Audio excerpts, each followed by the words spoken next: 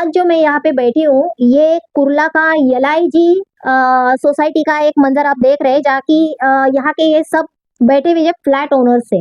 और ये जो न्यूज के चलते आप देख रहे होंगे इतने दिनों से कि म्हाडा और जो बिल्डर है इनके साठ गांठ से जो ये लोगों का जीना दुश्वार हो चुका है। ये इतने त्रस्त है कि अभी मैं रात के कुछ समथिंग 11 बज चुके हैं या 11 बज के भी गए होंगे, और मैं इनका यहाँ पे बाइट लेने के लिए बैठी हूँ, क्योंकि इन लोग इतने त्रस्त हुए, क्या करे क्या ना करे ऐसी सिचुएशन है।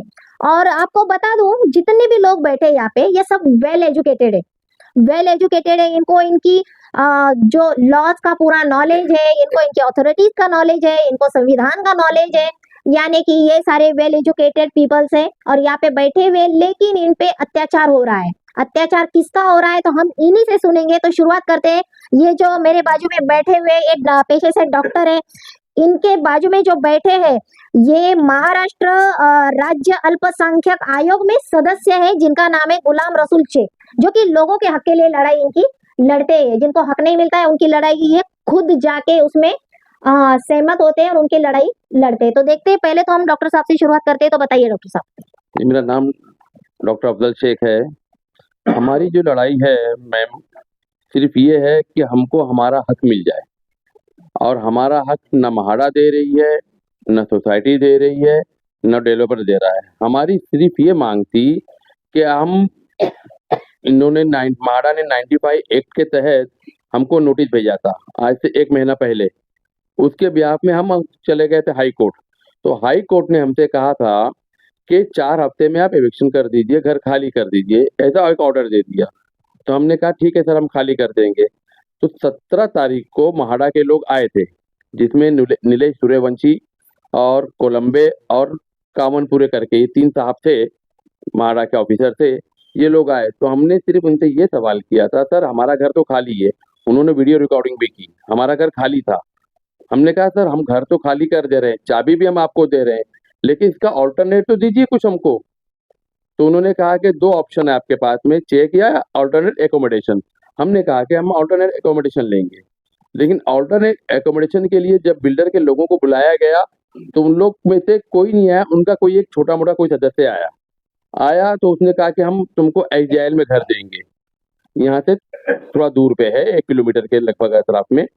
तो हमने कहा चलेगा, हमको दिखा दीजिए म्हाडा के कानून के हिसाब से जितना एरिया हमको मिलना चाहिए उतना एरिया हम आपको दे दीजिए। तो 400 हमारा जो एरिया है 345 का एरिया है, उसके बिहाफ में नीलेश सूर्यवंशी ने कहा था कि 5-10% प्लस माइनस हो सकता है डॉक्टर साहब। मैंने कहा सर वो भी हमको एक्सेप्ट है, 345 का अगर 10% भी माइनस करते हैं तो 310 होता है। हमने कहा 310 का एरिया हमको दे दीजिए, चलो हम 300 के भी एरिया में कॉम्प्रोमाइज कर लेंगे, कोई इशू नहीं है।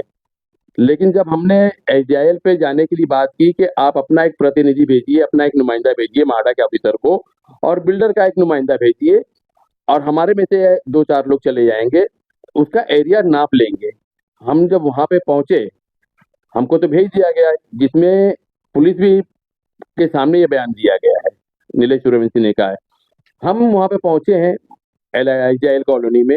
तो वहां पे जाने के बाद में हम आधा पौना घंटा इंतजार किए, लेकिन ना बिल्डर का कोई आदमी आया, ना म्हाडा का कोई प्रतिनिधि आया, ना सोसाइटी का कोई प्रतिनिधि आया, कोई नहीं आया। हम वहां पे आधा घंटा खड़े होके फिर वापस आए, आके वापस बोले साहब आपने भेजा नहीं किसी को। तो बोले नहीं, वो हमारा प्रॉब्लम है, ये वो सब दुनिया भर की, मतलब वो इतना सेट मामला हो चुका है म्हाडा के ऑफिसर नीलेश सूर्यवंशी साहब का और बिल्डर के साथ में। इतना अच्छा मतलब उन लोगों का अपने आपस में तालमेल बैठा लिए हैं, जिसकी वजह से हमको प्रॉब्लम आ रही है।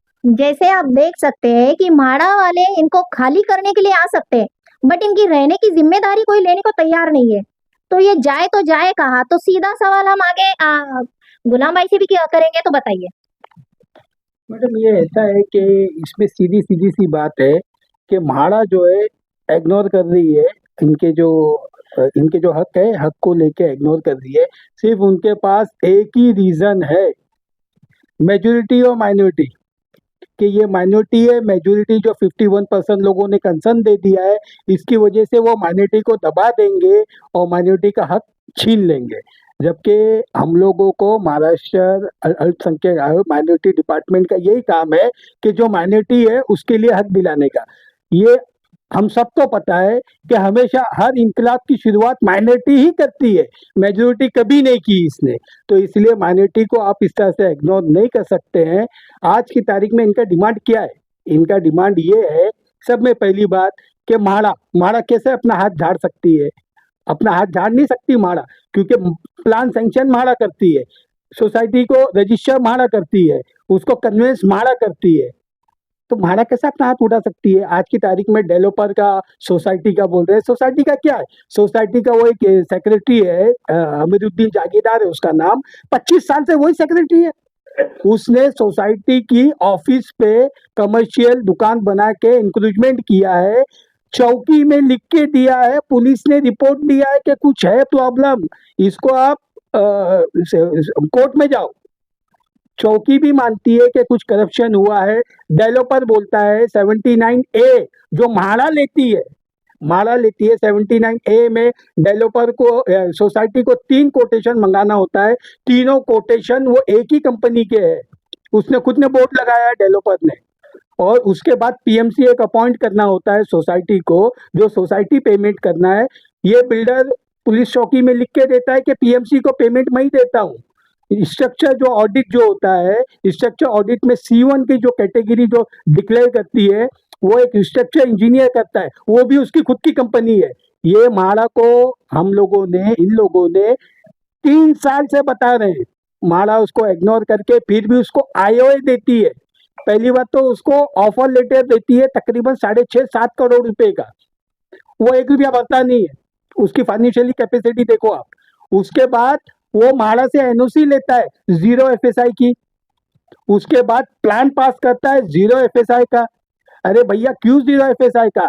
आज तुम डेवलपमेंट एग्रीमेंट जो रजिस्टर किए हो वो 450 स्क्वायर फीट का किए हो, तो 60 लोगों के लिए इनका डिमांड है कि वो 60 लोगों का जो फ्लैट है उसका सैंक्शन प्लान तो लेके आओ आप।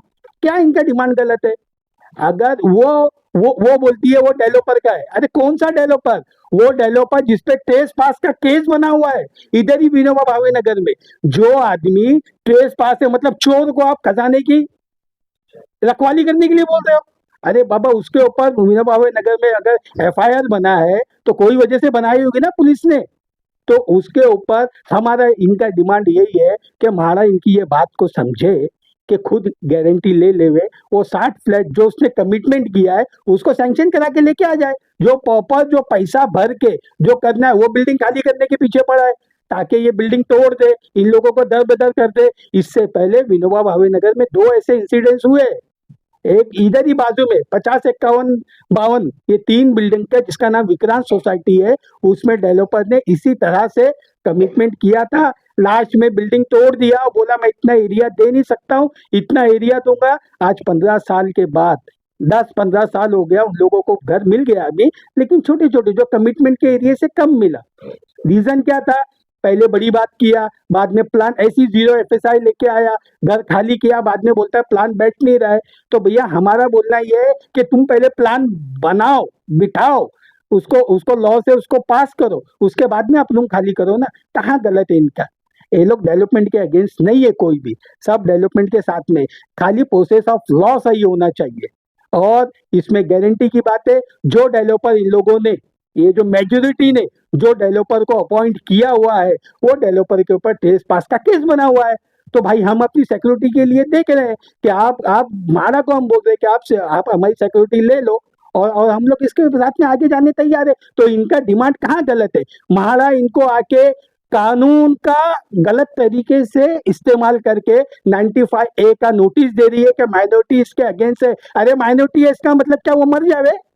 आप उनको हक नहीं दोगे? उनका घर नहीं है? अरे वो मांग क्या रहे? अगर वो 425 से ज्यादा मांगते आपसे तो गुनेगार थे, या अगर आपको अगर कुछ इलीगल चीज मांगते तो गुनेगार थे। वो नहीं बोल रहे, वो बोल रहे 425 ही चाहिए, लेकिन लीगली दो, क्योंकि ये डेवलपर का पास एक्सपीरियंस नहीं है, इसलिए स्टार्टिंग से गलत करते आ रहा है। लॉ ऑफ प्रोसेस को फॉलो नहीं किया है, लॉ ऑफ प्रोसेस को फॉलो करो। अब ये लोग जो कंडम की बात करते हैं, कंडम कहाँ से हुआ मैडम?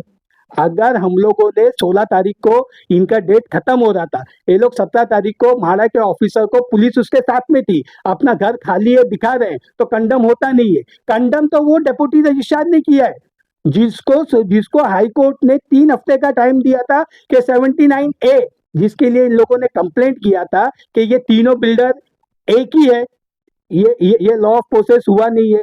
प्लस ये जो पीएमसी है ये भी उसी का आदमी है जो गलत गलत रिपोर्ट बना के लोगों को गुमराह कर रहा है। जो आज की तारीख में ये लोग जो बोलते हैं कि मेजोरिटी फेवर में वो पीएमसी की वजह से है। वो पीएमसी जब उसके ही घर का आदमी है तो वो डेवलपर की साइड ही लेगा ना। और ये जो बोल रहे हैं कि बिल्डिंग बहुत बुरी हालत में है, C1 कैटेगरी में, कोई C1 कैटेगरी में नहीं है, बिल्डिंग C2 कैटेगरी में है। और हमारी बिल्डिंग जो वो रहने लायक है, ये बिल्डिंग नंबर 47, इसका रिपोर्ट ऑलरेडी दिया, सबको इग्नोर किया हमारा ने।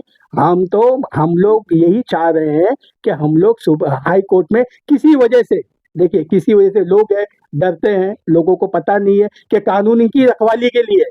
आजकल लोगों की एक जहन में क्या बात है कि चाहे वो हाई कोर्ट रहे चाहे पुलिस रहे, वो डरते हैं इनसे कि ये हमको नुकसान पहुंचाएंगे, जबकि ये नुकसान पहुंचाने के लिए नहीं है, ये इनकी सेफ्टी के लिए है।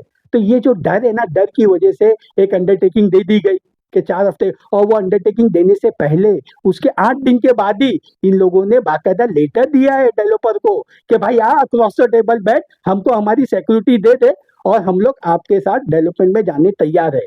तो ये मेल हाई कोर्ट को भी किया गया है, वीपी को किया गया है, कमिश्नर को किया गया है, सबको किया गया है, पुलिस कमिश्नर को किया गया है और लोकल चौकी को किया गया है। वो सामने से फॉलो नहीं कर रहा है, वो बोलता है कि मेरा तो म्हाड़ा खाली करा देगी, मैं पैसा फेंकूंगा इनका घर खाली कराऊंगा।